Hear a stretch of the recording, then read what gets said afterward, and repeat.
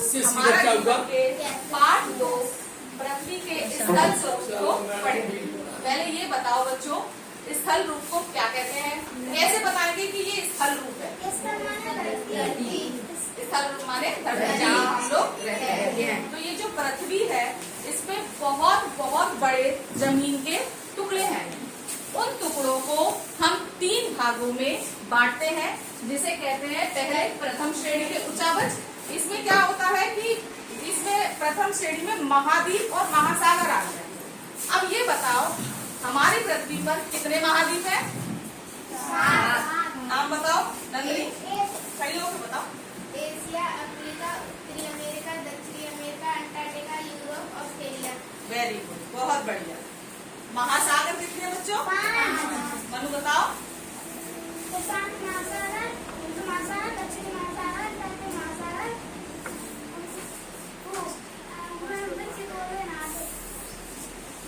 कोशिश करो, कोशिश दो। ऑस्ट्रेलिया। ऑस्ट्रेलिया, हाँ बिल्कुल सही। आर्कटिक महासागर, कोई बात नहीं, भूल जाते हैं, कोई परेशानी नहीं, बैठ जाते हैं। अब द्वितीय श्रेणी के उच्चावच के अंदर पर्वत, पठार और मैदान आते हैं।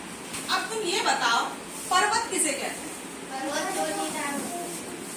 पर्वत वो जो ऊंचे ऊंचे होते हैं, जिन पे चढ़ना मुश्किल होता है, जिन पे चढ़ने के लिए हमें ट्रेनिंग लेनी होती है, वो होते हैं पर्वत।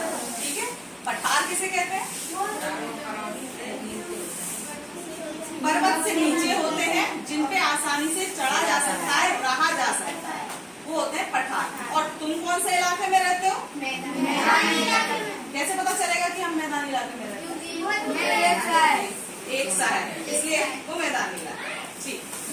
तृतीय श्रेणी के उच्चावच में आता है टीले, नदी, घाटियां और डेल्टा। इसमें से ये मैंने जो 4 नाम लिए हैं, टीले, नदी, घाटियां और डेल्टा, टीले किसे कहते हैं? टीले बिल्कुल सही, ऊंचे नीचे होते हैं। क्या तुमने कोई नदी देखी है? कौन सी? गंगा नदी देखी है? वेरी गुड, इसका मतलब तुम जानते हो कि नदियां हैं।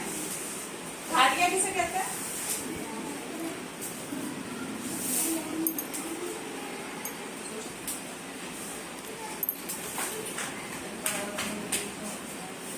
हाँ बिल्कुल सही।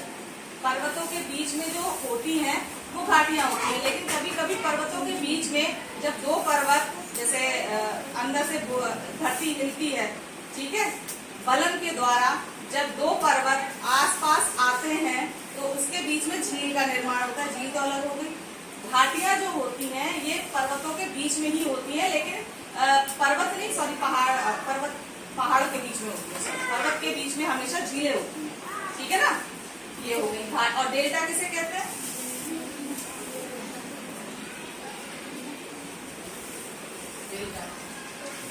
नदियां बह के आती हैं, समुद्र में मिलने से पहले इधर उधर जाती हैं। जो बीच का एरिया होता है समुद्र में मिलने से पहले का, और बीच बीच में से वो टापू से जो बन जाते हैं, उस एरिया को पूरे को डेल्टा बोलते हैं, ठीक है ना। अब इसमें हम सबसे पहले जो पढ़ रहे हैं पर्वत और पहाड़ी पढ़ रहे हैं। क्या पढ़ रहे हैं? पर्वत और पहाड़ी में क्या अंतर है?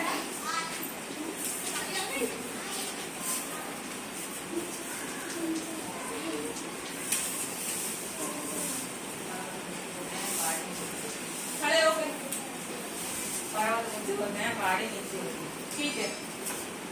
ये तो हो गया एक नॉर्मल सा अंतर। अभी मैंने थोड़ी देर पहले और बताया था कि पर्वत और पहाड़ी में क्या अंतर होता है, वो बताओ। खड़े हो गए बताओ। हाँ, पर्वत ऊंचा होता है, बिल्कुल सही बात है। उसमें चढ़ने के लिए ट्रेनिंग लेनी पड़ती है। हिमालय पर्वत पे अगर कोई चढ़ाई करता है, उससे पहले क्या करता है? ट्रेनिंग लेता है, क्योंकि वहां पर ऑक्सीजन का लेवल क्या हो जाता है? कम होता चला जाता है। तो उसमें क्या होती है? हमें ट्रेनिंग लेनी पड़ती है। लेकिन पहाड़ियों पर ऐसा नहीं होता। कुछ पहाड़ियां तुमने देखी भी होंगी, जैसे आगरा के नजदीक है करौली, वहाँ पे आपको पहाड़ी इलाका मिल जाता है। वहाँ उन पहाड़ों पे आप आसानी से जा सकते हो, देख सकते हो। तो वहाँ पे आपको स्पेशल ट्रेनिंग की कोई जरूरत नहीं होगी, या मोड़दार पर्वत।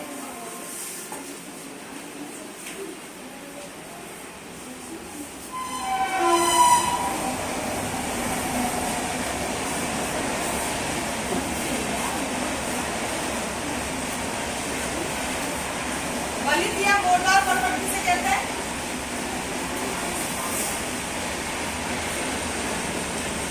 वलित या मोड़दार पर्वत किसे कहते हैं? थोड़ी देर पहले ही बताया। सोचो।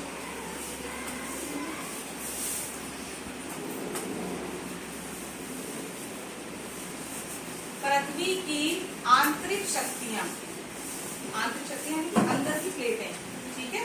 दुर्बलता मंडल पढ़ाया था। दुर्बलता मंडल में जो प्लेटें हैं जब वो सरकती हैं तो अब तुम्हें नहीं पता चलेगा कि सरक रही हैं या हिल रही हैं या कुछ हो रही, हमें नहीं पता चलेगा। इस वक्त भी पृथ्वी क्रिया कर रही है, ठीक है ना। इस वक्त भी कहीं ना कहीं बलन पड़ रहा है। बलन मतलब खिसकना, बलन मतलब खिसकना।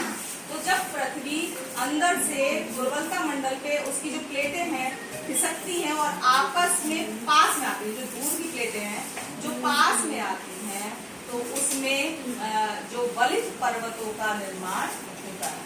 जैसे मैंने एक बार बताया था, ये पन्ना है ना। अब इस पन्ने को अगर मैं दोनों साइड से दबाऊं तो ये एक उभरे हुए भाग का रूप लेता है। तो ये क्या हुआ, मैंने दोनों साइड से दबाया तभी तो उभरा। तो ऐसे ही पृथ्वी में जब अंदर की जो प्लेटें हैं क्रिया करती हैं, बलन पड़ता है, खिसकती हैं, तो उसके कारण ये मोड़दार या वलित पर्वतों का निर्माण होता है। अब जब ये वलित पर्वतों का निर्माण हो रहा होता है तो उसके में क्या हुआ कि ये वी शेप बनाता है। इस टाइप से कैसे बनाता है? ये दो पर्वत है, ठीक है। ये अंदर से बलन पड़ा, ये वी शेप बना, आपस में आए, इधर पास आए, नजदीक आए। इधर से बलन इधर से पड़ा और इधर से भी दबाव पड़ा। तो बलन के कारण जब वलित पर्वत बनते हैं तो यहाँ पर झीलों का निर्माण होता है, ठीक है। फिर है भ्रंश पर्वत। कौन से पर्वत? अभी हम पर्वत ही पढ़ेंगे। क्या पढ़ेंगे?